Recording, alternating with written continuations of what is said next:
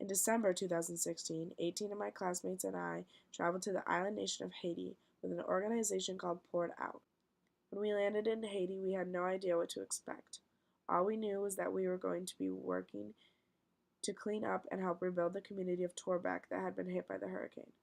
On the car ride through the city of Port-au-Prince, we were treated like royalty. People in the streets were waving, blowing kisses, asking for our phone numbers. We quickly realized how sociable and kind Haitians were. After a 6-hour car ride, when we finally arrived in Torbec, we were again treated with nothing but graciousness from community members after our long journey. Throughout the week, we worked on 4 different projects: carrying blocks of a mountain to build a home, tearing down and rebuilding the town's bakery, and rebuilding the wall that had come down around the school that we also taught English in. Even though we spoke different languages, practiced different religions, and came from completely different cultures, my classmates and I got along extremely well with the citizens of Torbec. We spent the whole day with the children, each morning playing soccer and tag with them before going to work.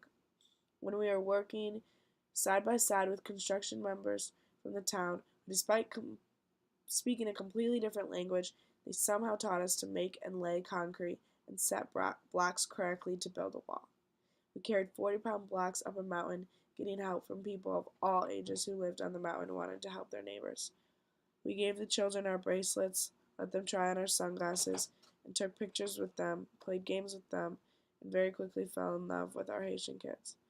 Our afternoons were usually spent in the classroom, instructing the students how to speak, read, and write English language. I've never met harder working people in my entire life. The dedication and drive they have to learn the language is inspiring. Their focus, optimism, and energy is unmatched in any classroom I've ever been in.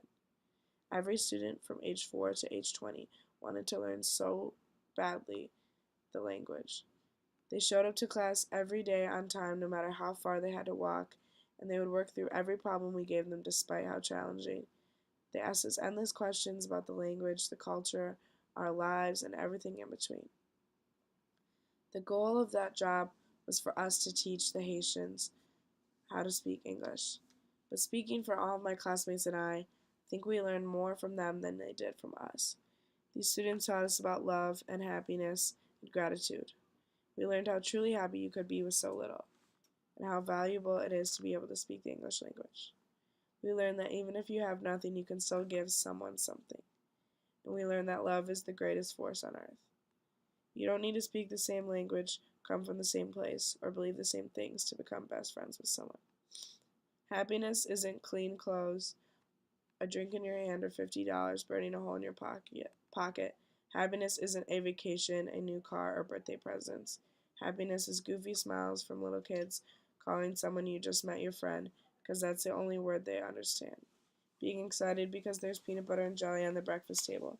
Slow dancing around in sweaty clothes to a song you don't understand with 10-year-olds. Happiness is a huge sky with no light pollution and endless constellations to look at. Sound of the ocean and palm trees lining the skyline. The view from the top of the mountain. Happiness is singing in the back of a pickup truck, eating freshly caught fish, and drinking coconuts.